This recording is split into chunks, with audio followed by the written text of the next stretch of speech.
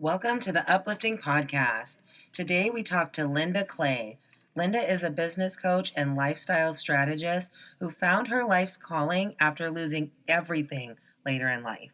We talk about how she had to let go of someone close to her in her life and the expectations she had for them.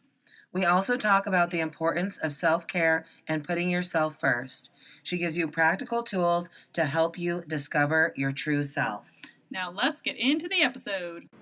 Hey y'all, it's Randy. There is a trigger warning for this episode. If you are listening to this episode and you feel triggered, please just go ahead and skip forward to the next incredible episode. Thank you so much for listening.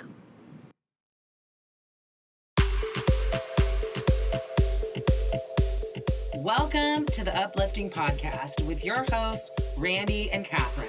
This is a space for powerful women to share their story and to be real and raw about the truth of living your life's purpose. Any topic is fair game. We check gossip at the door so we can focus on building community and collaboration. This podcast will help you discover your individual power and give you the tools to live your most uplifted life. So let's find out what's uplifting you today.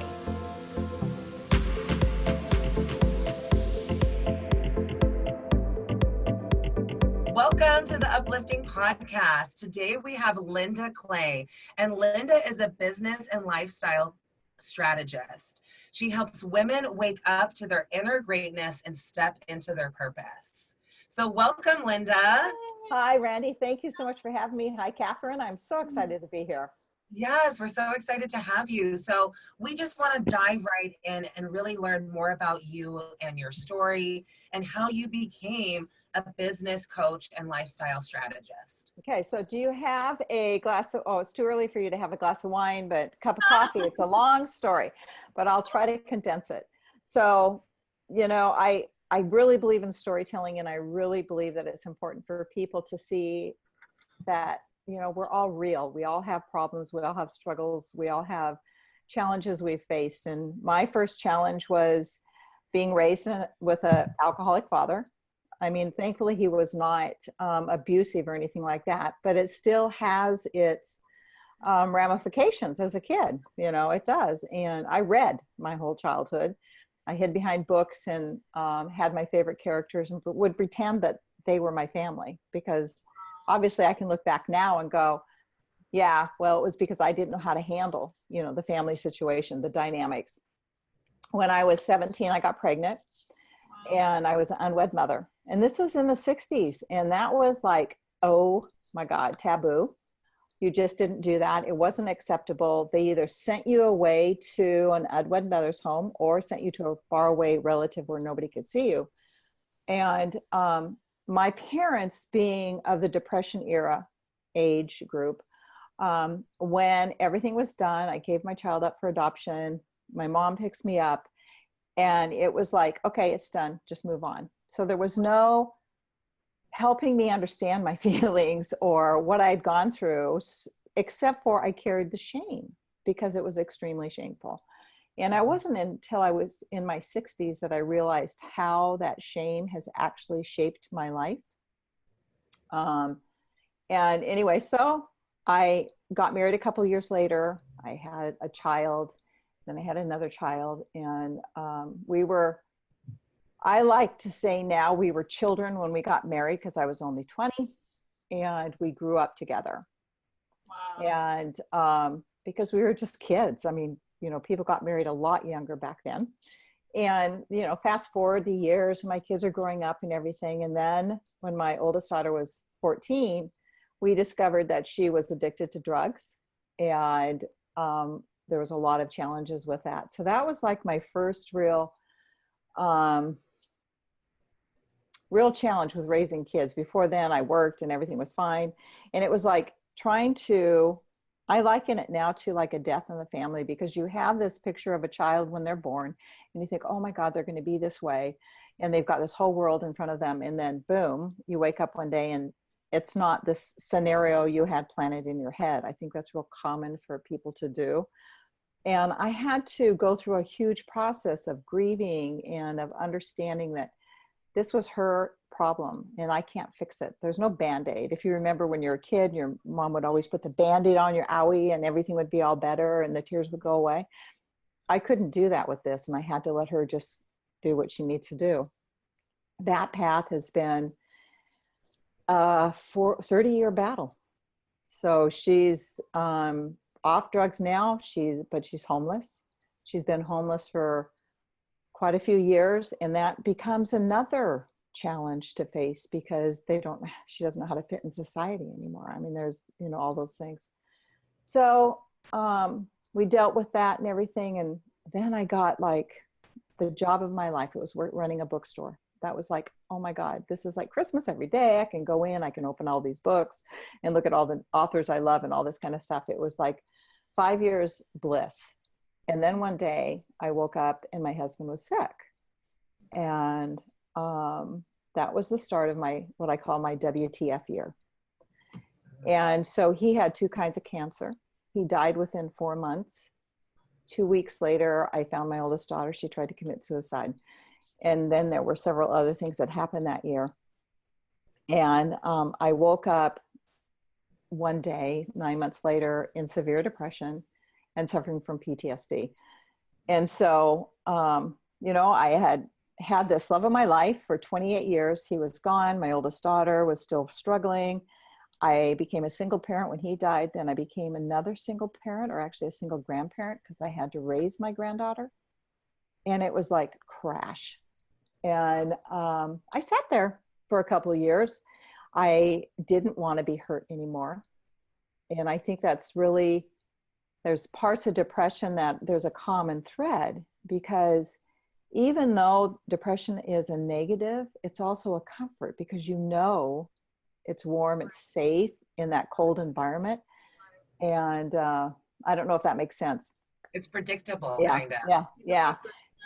Right. And so, the chitty chatty voices, of course, in your head, they like to tell you, well, see, I told you so, and they make you lose, in a sense, your self-esteem, your self-confidence. And so the longer you're in a depressed state, the more the more you lose your confidence. So I sat there until one day, and I always tell everyone it was the universe had decided that enough was enough. I had always faced all my challenges. I had always moved on, and it was time for me to stop, in a sense, feeling sorry for myself and to wake up. And what happened was I lost my disability. So I had no income. I applied for Social Security, and of course they denied me. And I had my granddaughter, who was 5 years old about at the time. And I was losing my house, and there's no income. What am I going to do? So it was like, I woke up one day sobbing, going, oh my God. And I just went, I got to face it. And so that propelled me to contact my family, to kind of eat crow and go, oop, I kind of made some bad decisions here. They helped me. I started sending out resumes and got a job within 2 months. And so that process took me from the Seattle area to Idaho to a job, which I didn't like. And then back to my old company way back in New Hampshire. So I drove across country with a 5-year-old, started a life there, was working in retail, and it was like the hours were not conducive to being a single parent and trying to raise a child. I work for Barnes & Noble. So on Friday night, she could be there till midnight, and it's like, what do I do with this child? So I decided enough is enough. I have to get out of retail. I can't raise a child again in retail. So I built a treasure map, what I call a treasure map. And she had gone to a preschool that was a Waldorf school, and I really liked their philosophy. So I went, I want to be a school administrator. So I took this big, huge piece of paper, and I put the Seattle Space Needle on there. I drew it, and evergreen trees and ferry boats, and put school administrator, Waldorf school, all over this big, huge piece of paper, put it on my counter in the kitchen so I could see it in the morning when I got up, when I got home from work, and when I went to bed. Within, 3 months or something, I had saved enough money to hire a moving van, actually, because there was a special deal, to come in, pack my stuff, and load it. Enough money to live on for a while. I found her a place in a Waldorf school that on a scholarship, because I explained I wouldn't have a job, and I moved all the way back to Seattle. And so I start taking her to school. And then I realized, God, this is a long drive. I don't want to do this every day. And so I said, I'll volunteer. Why not? I'm here anyway. So I start volunteering. Within a month, they hired me part-time. Fast forward a little bit more, they hired me full-time. I ended up being a school administrator. And all because I put that in front of myself every single day. So I was there for 5 years. I decided I wanted something else. I became a notary and did escrow signings. I was a parish administrator for a while. And then the economy fell out. And it was like my notary signings went up, they were gone. It's like, I can't live on this. So I applied, got hired by a retail company in California, moved to California. It's the worst job ever. And then I said, I can't do this job anymore. So I'm going to, I applied at an escrow company and I learned to be an escrow assistant, which is not an easy job. And I was 61 when I did that. And so fast forward a couple years, I got laid off. And to this day, it prompted me, it was a blessing because it triggered several things. One, I started my first online business, which was a virtual assistant business consultancy. And it also triggered off that I hadn't taken care of myself in 40 years, 40 plus years. I'd always taken care of everybody else.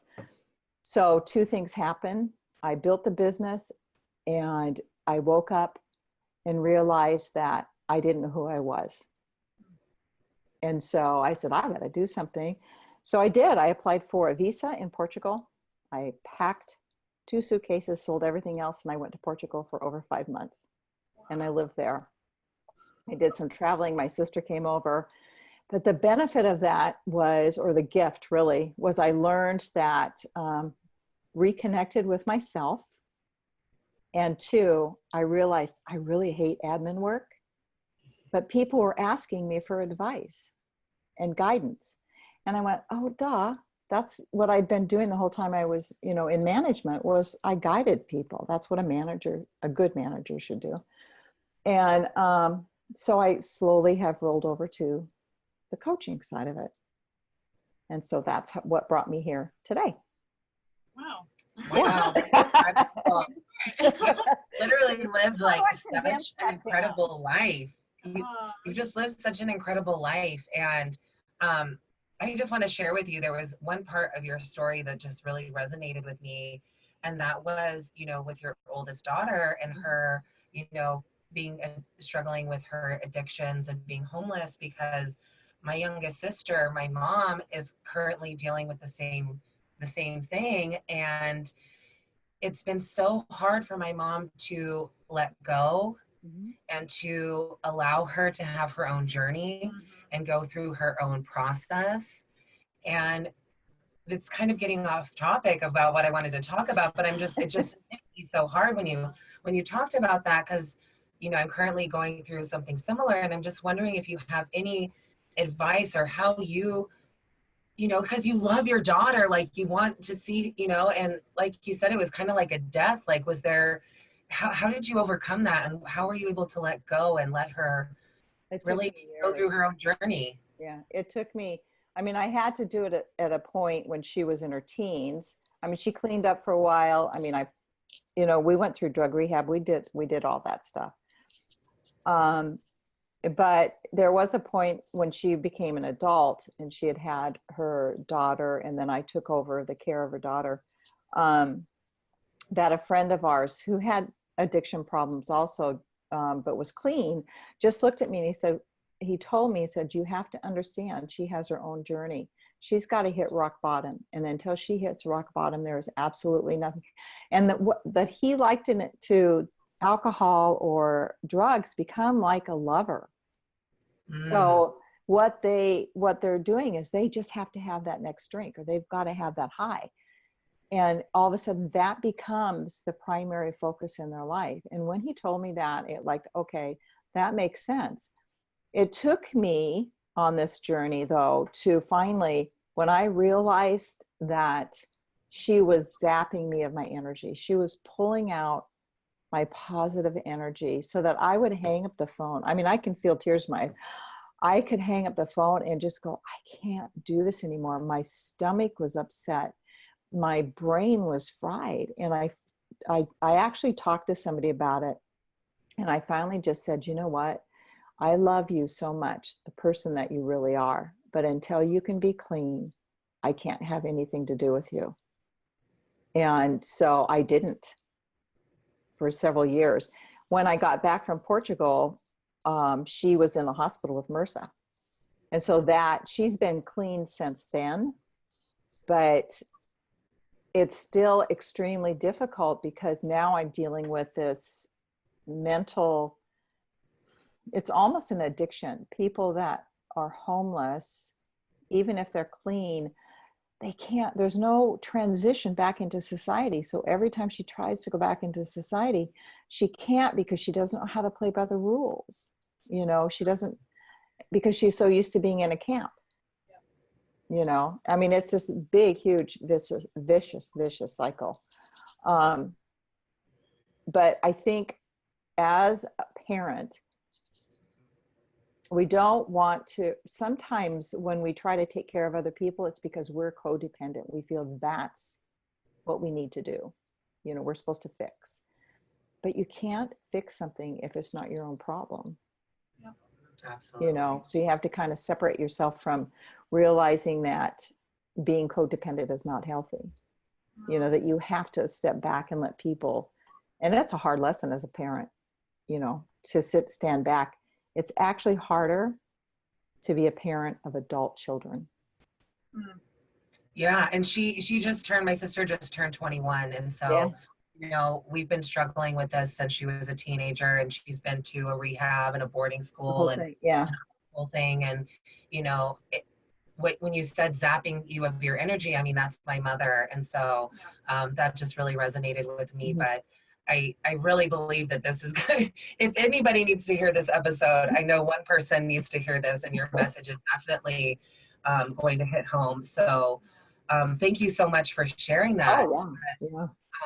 You know, that's just so much. It shows so much about you to be able to say that you're worth more than that. You know what I'm saying? Like, know that your life doesn't have to be zapped of that energy just because, you know, someone you gave birth to is not on the journey that you would wish for them, right? Right. So I was just, the podcast I was on right before this was actually a panel and we were talking about boundaries. So this is just like segueing into another topic. And part of self-love, part of loving yourself, and I will be honest here, most women don't love themselves. They haven't been taught how to love themselves because they're taught or conditioned to love everybody else and take care of their garbage. And what about yourself? So the best boundary or the best give you can give yourself is to place boundaries in front of yourself that protect you from energy vampires, that putting limits on, you know what, enough, I can't do this anymore, which is what I had to do. But it's also placing boundaries on yourself. You know, saying, Linda, come on, you can't do that. This is enough. Look at how you're feeling. Paying attention to your body and saying, you know what, I've got to put a boundary up here. Does that make sense? Absolutely. Yeah. Absolutely.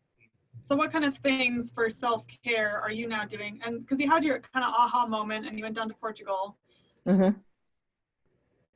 What did you learn in that experience? Because that's also fascinating. Just kind of picked up and left. That's kind of how I came to Hawaii, honestly. Same thing. I was like, oh, I'm going to go. So what kind of things what kind of things did that experience teach you? And what are you now carrying on to maintain that level of self-care?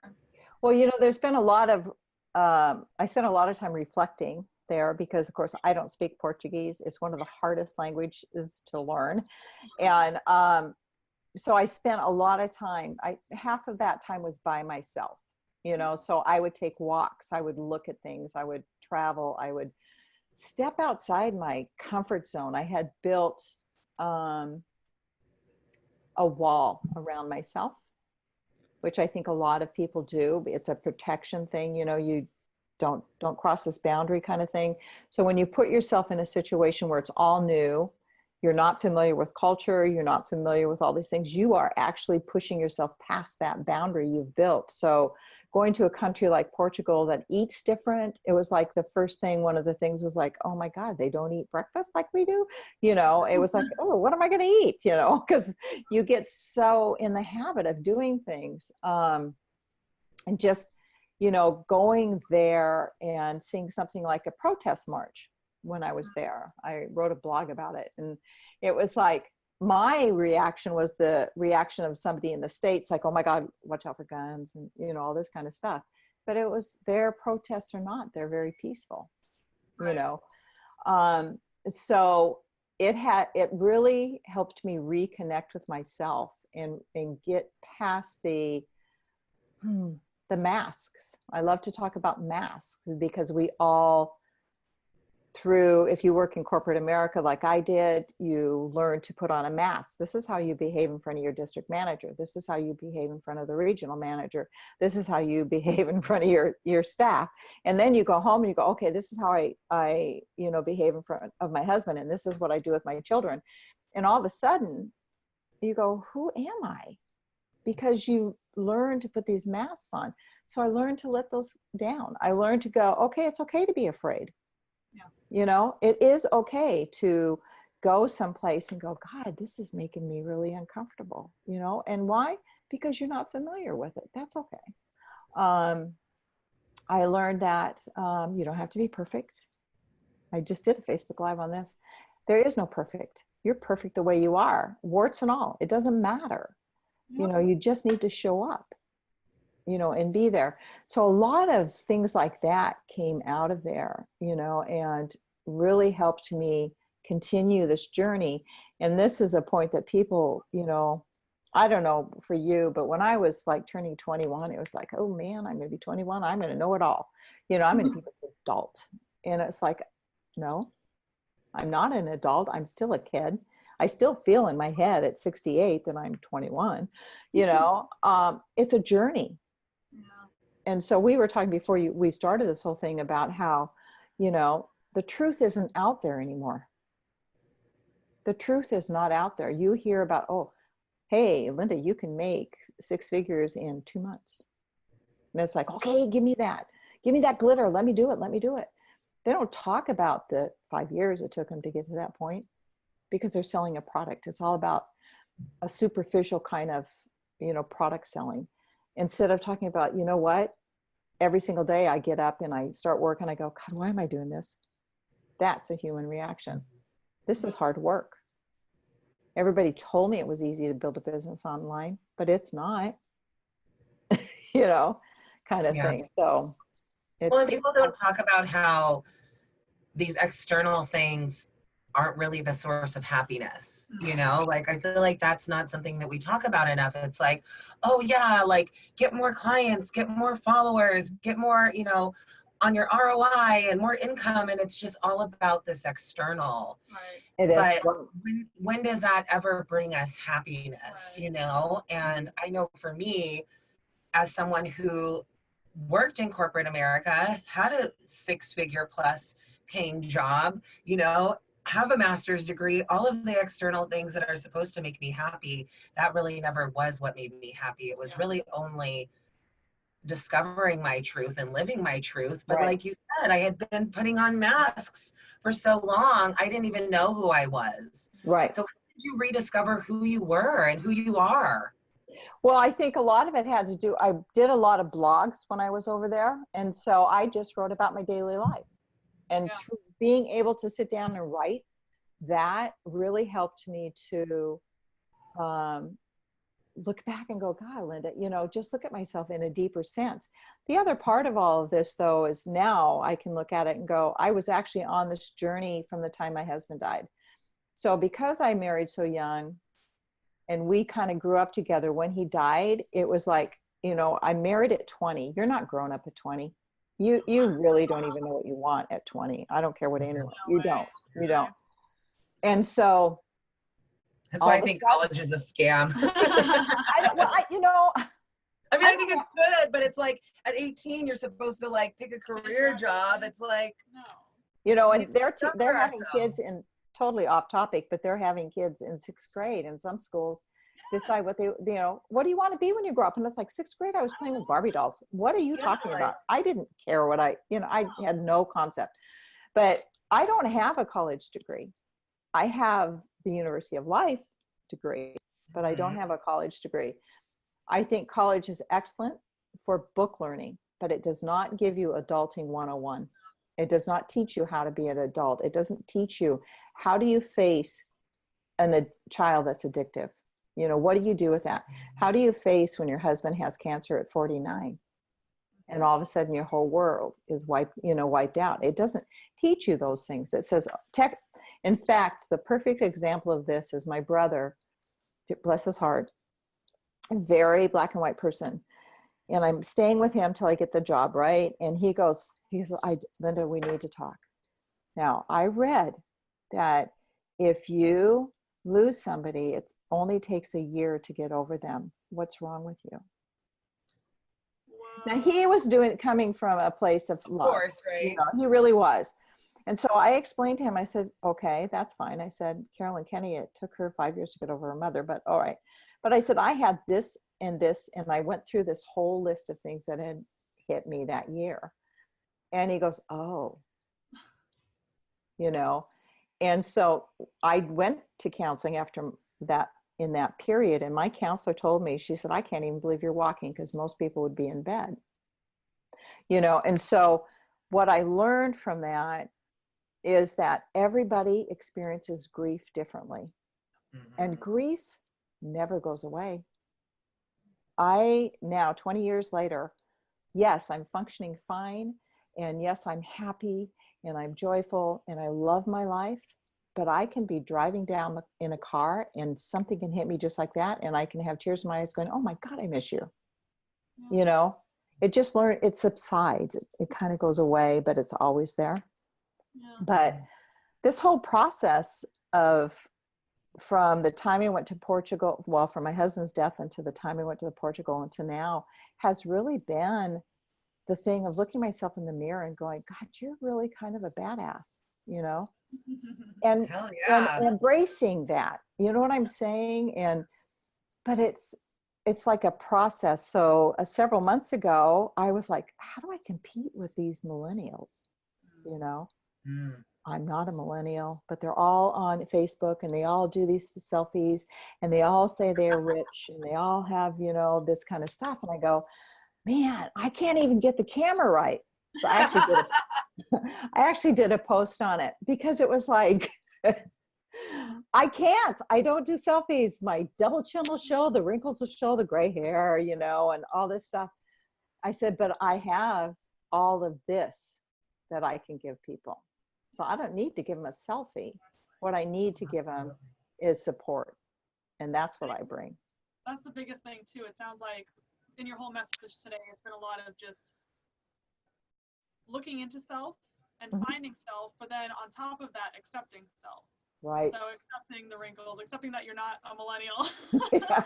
accepting that you're not technologically savvy, but not letting those things hold you back from getting the message out that you I really believe you are called here to share with the world, because you've been through so many, like you said, your therapist said, I can't even believe you're up walking around. Most people would not have been as emotionally resilient. Right. And so just the fact that you've been through these experiences, that's why we created this podcast. Right. I believe our stories are not ours to keep to ourselves. They're not our own. Right. We have to share them. And so owning your story, who you are, regardless of not allowing your age to be a limiting factor, right? There's so many people who connect with that. I've gotten goosebumps so many times, you talking. So it's your age. Yeah. It's not, your message is what is powerful and what resonates with people. Yeah. But it's just, I see people my age that they're retired and they're just bored and they have nothing to do. I won't retire. Why? Why would, and this is probably, you've worked, Randy, for corporate America. So, they won't, when I was trying to find a job when I got laid off, they don't want to hire a baby boomer. They didn't want to hire somebody my age. Why? Well, one, there could be medical issues, and two, they cost more. I can go hire somebody, and I understand from the business standpoint, I can hire a college recruit at half the salary. So it's going to be a cost savings for me. But what they're missing, the point is, an older, more experienced worker will bring something to the table that a young person is not, because they don't have the experience. They don't have the trials. They don't know the things that have failed. They just go in there and they're, you know, ready to kick ass, which is fine. But you got to have a combination of both. Absolutely. You know, because I mean, I have all the degrees. Like I invested over $60,000 in my education. But like you said, honestly, I believe that me starting my business and doing the work taught me more, because I had to figure it out, you know, like, and I had to really learn about myself. Like, I think that taught me more than the 7 years I spent, you know, going to university. Sure. All the money that I invested, not that I didn't learn valuable lessons, but it's totally different. And I think you're spot on with it. That experience is just so invaluable. Yeah. And like, I'll tell when I'm doing stuff in my Facebook group and stuff, and I'll be giving them some kind of, you know, training or something, and I'll talk about it a lot. Don't use your computer. Grab a pencil and a notebook and actually literally write down the things. Write down your idea journal. Yes. Because you connect. That act of writing something down physically connects better with your brain. It's a proven fact. You know, and stop trying to multitask. It doesn't work. Multitask makes it harder for your brain, because it's got to shut off on one task, got to turn back on the next. Then you jump to another one, and then nothing ever really gets done. You know, and I think we were talking about this earlier, that this whole white noise that we are surrounded, barraged with actually every single day. The internet, you go into a store, everything is just boom, boom, boom. Everything is instant. Our brains aren't made for that. And I think that's part of what you see going on, is we're almost like all of us in this constant state of hype and overwhelm, because we're just being bombarded with so much stuff. Right. You know. Wow. That's crazy. How are we doing on time? I know. I'm like, I don't know. It's so fascinating. I know. So, I mean, I know you're doing so much in your career, but is there like a specific problem or area in the world that you feel like you're really called to shed light on? Oh, that's a good question. You know, I would say that it's probably, and I don't call myself a transformational coach or anything like that, but I would say it's helping women to believe that they can do something. I have one current client and a former client, both of which had very low self-esteem, and one of them she was born with some physical disabilities and stuff. And so she was bullied her entire life, but she had this dream. And so she joins my group, and then she joined my academy. And she now is building a card making business that a year ago, she never would have thought she could do that, because she always thought she had to people please, you know, nothing about herself. But so working with me taught her that, no, you can actually set priorities. You can actually say no. You can actually, so she's doing that. And then the other one is, she's always wanted to be a counselor, and everybody told her she couldn't. She's taking counseling classes, and she's now stepping into making cakes and building a cake making business, and she wants to build courses. And so, but that all came from believing that you could do it. yeah. You know, look at your friends, or you know, so many people really feel they can't do things. They go, there's no way, it's not perfect. I just did this earlier. It's not perfect, so of course I can't do it. I don't know enough. Yes, you do. And you just do it one step at a time. I'm not an expert in that. I hear that all the time. I'm not an expert in that, or Right. Who am I? Like, what are they, you know, Right. who am I to talk about that? So here's a story that you can tell them is, so remember what it was like when you went to kindergarten. This is what I tell my clients. And so you go in there, you're in kindergarten. Oh my God, it's so cool. I'm in school and all this kind of stuff, right? Oh, and then you see the fourth graders and you go, wow, they get a special lunch and they can get on the monkey boards. I want to be a fourth grader because then I can do all that, right? Well, you're the fourth grader. You're looking for those kindergarten students because there's always somebody that knows less than you, always somebody that is not as far along in their path as you are. That's all you need to do. And so if you look at it that way, instead of looking at like, you know, oh my God, I'll never find clients. No, yeah, you will, because there are people out there waiting for you. They are literally waiting for you to show up. And the thing too, it's like you learn along the way. It is the university of life. You're never going to know everything. Nope. Even if you're an expert, there's always more to be learning, whether it's about yourself or your industry or whatever it is. Right. There's always something more to be learning, and that shouldn't be a barrier to impede your progress on following your dreams. Like you just Right. go for it, and you will mess up. It's great. It's awesome. Messing up is fantastic. And then you learn from that, and then you That's move on. right. Yeah. That's it.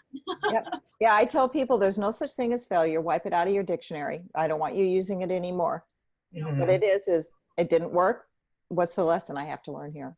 How do I tweak it? How do I change it? And how do I try again? That's it. Absolutely. Oh my God. We could just keep talking forever. I know. Yeah, we could keep talking forever, but I think we got to kind of start to wrap up. So I guess what we can ask is there any other questions that you would have liked us to have asked you? No, this has been great. This has been a lot of fun. I could just keep talking. What a great platform to, you know. I agree with your mission. People need to tell their stories. Yeah. You know, to be honest with you, I've got a lot of shit. I haven't even expressed a lot of this stuff. But if I don't share it, if I don't tell people, then that one person that needs to hear that story is going to miss out. It's like, if you envision this huge, big jigsaw puzzle of life, right? And every single person in the world is a part of that jigsaw puzzle of life. So I firmly believe we are all given innate talents and gifts that we're supposed to share. And so if you're not showing up, if you're not, you know, offering those out to the world, then you're that missing piece. And do you know, remember putting jigsaw puzzles together? I can't find that piece and it's driving you crazy. You don't want to be that missing piece. Yep. You want to make sure that your piece is in there. Yeah. That's so powerful. I just resonate with that so much. So, you know, our whole mission with this podcast is to give women like actionable steps that they can take, you know, because it's one thing just to talk about all of the uplifting things, right? I could talk about that all day, but we want to give them actual steps that they can take in their lives to uplift themselves. So if you could give our listeners 3 things that they could do in their lives today so that they could live more uplifted, what would be your 3 things? Okay, so the first off is I would have them sit down and journal the question, what is it I really want? And I would have them ask themselves that several times. Because when we always answer a question like that, it's immediate. It's, oh yeah, I want money. I want this. I want this. No. Okay. What is it you really want? And then something else will come up and something else will come up, because deep down in all of us, there's that treasure chest of dreams that we had that we've put away because life gets in the way and you can't do it. So I'd have them do a journal like that. I would have them, what else would I have them do? The journal. And then I would have them get an idea journal, and which is just listing out all their ideas. And then I would have them divide them up into short, medium, and long range goals, and not look at the whole picture. People get overwhelmed with the whole picture. And then I would have them take the short, medium, and long range goals and go, okay, this one is short. I can do this. And then you put it on a calendar. And you go, okay, tomorrow I can take care of this. And then you mark it off. And then the next one, you mark it off. That helps to build their self-confidence a lot. And then the other thing, I would have them sit down and write out a list of achievements. all the way back to when they were in school, and they aced that algebra test or the history test that they didn't think they'd pass, and they did. In every single thing. And then sit there and look at that and read it out loud every single day. Because what we don't understand is that we have a mile-long list of achievements, but we've just forgotten them because they're everyday kind of things. So if you're a mom and you have 3 kids and one's sick and the other ones are screaming because you're paying too much attention to the one that's sick, and your husband's coming home or your significant other, and you manage to get up, clean the kitchen and cook dinner, that is a hell of an achievement. And it should be recognized. So that's what I would have them do. Love it. That's beautiful. I love that everything is very focused on writing things down, because it's important, I think, especially to get it out of your head, whether it's a goal or a fear or whatever. The more it's just ruminating in your head, the more it's just going to magnify, and your fears are going to magnify, and it's not going to get done because all you're doing is thinking of the reasons you can't do something, or you're not good enough, or whatever. So the second you put it down, you realize, oh, that's actually really easy. I can do that. Yeah, right. And again, it's like you said, it ruminates up here. So the more stuff you have going on here, the less likely you are to do anything, because it's just like, I can't break through that. Those wheels that are spinning. And the other part of that is that we have our little chitty chatty voices. So those are our inner voices that tell us we can't. Yeah. So I actually have people that I have them do different exercises for that, because you have to take control of those voices. And they're not voices like, schizophrenia or anything like that. Yeah. We all have these, and it's just our inner voice. Yeah. It's just saying, and what it is really just a protection. So if you're going to step outside your little comfort zone and stretch yourself, that little voice is going to come up, because they're just trying to protect you. They don't want you to get hurt. They don't want you to feel the pain or the stumble or the scraped knees or whatever. So they come up and tell you you can't. So instead, you just take those voices and you write down what they're telling you. There's no way, Linda, you can be a coach. This is what I heard. And then underneath 3 times, I wrote, yes, I can, because I coached for X amount of years. Yes, I can, because I, was the sole person that all the teenagers came over for, or whatever reasons I put. 3 reasons why that's a lie. Yeah. I love that. The more you do it, the quieter the voices become. That's so great. Yeah. It's been such a pleasure. Can you tell our listeners and our viewers where they can find you and, get in touch with you? Sure. I'm on all the social media channels. Facebook business page is Linda M. Clay Biz. I have a Facebook group, heartfeltbusiness.life, where I share a lot of life and business tips all the time. I have experts coming in, and and my website is just www.lindamclay.com. It sounds like you're keeping up with the millennials. Good job. You're doing it. Proud of you. You're on all the things. Yes. Awesome. Thank you so much for joining us and sharing your wisdom and experience. You're welcome. Thank you for having me. This is fun. It's our pleasure. Yeah. Thank you so much. You're welcome.